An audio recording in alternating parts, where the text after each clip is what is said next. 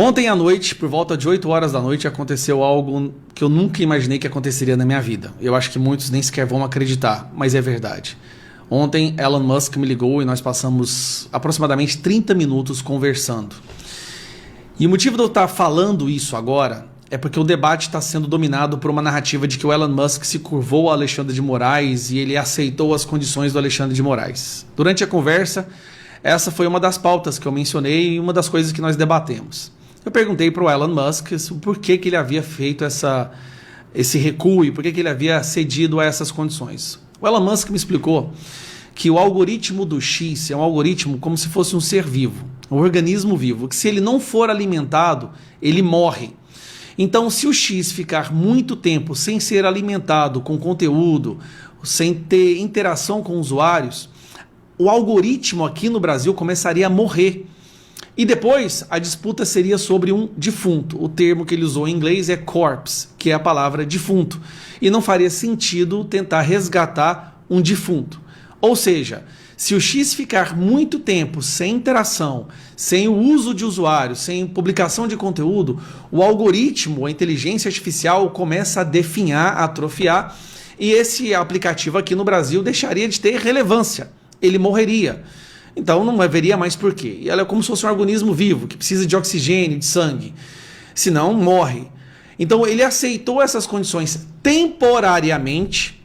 Ele usou essa palavra com ênfase, temporariamente, até porque mesmo enfraquecido, mesmo com a censura, o X ainda é o único lugar no Brasil que as pessoas podem expressar as suas opiniões sem o risco de serem derrubadas pela plataforma em si.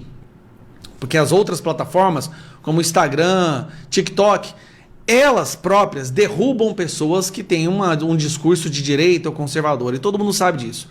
O X não faz isso.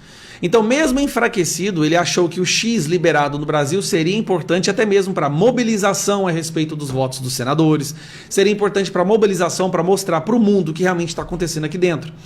Porque o Instagram, ele é fechado aqui dentro do nosso país. Se você publica alguma coisa no Instagram, dificilmente alguém lá fora vai ver. Agora, no Twitter, se você publica alguma coisa e alguém lá de fora comenta, os amigos dessa pessoa são capazes de assistir. Ou seja, mesmo com a censura, o X é hoje a melhor ferramenta que nós temos para mostrar para o mundo o que está acontecendo aqui dentro. Então são esses dois motivos que ele ponderou e achou que seria interessante acatar temporariamente essas sanções, essas decisões criminosas pelo bem da liberdade de expressão no Brasil. E ele falou bem claro, temporariamente. Ele vai continuar lutando e fazendo tudo que está dentro do poder dele para defender a liberdade de expressão no nosso país. Isso foi bem claro, e isso foi uma das pautas que a gente ficou quase que 10 minutos conversando, falamos de outras coisas também, mas essa foi uma das pautas principais e eu achei que seria interessante falar e divulgar isso para que o Brasil entenda. Elon Musk não foi derrotado por Alexandre de Moraes, nem Alexandre de Moraes venceu de forma alguma. Ele está, na verdade, entendendo que nós precisamos do X para poder lutar contra o Alexandre de Moraes, para divulgar para o mundo o que está acontecendo e, como eu disse, se o X ficasse muito tempo sem ser alimentado, o algoritmo aqui no Brasil iria morrer e ia ficar um defunto que depois não adiantaria nada disputar em cima de um defunto. Foram meia hora de conversa que eu tive, eu estou até agora sem acreditar, mas a verdade foi essa, nós falamos durante meia hora e essa é a razão. Então, divulgue.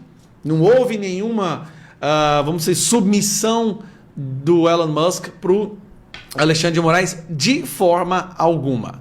Tá bom? Isso que fique bem claro.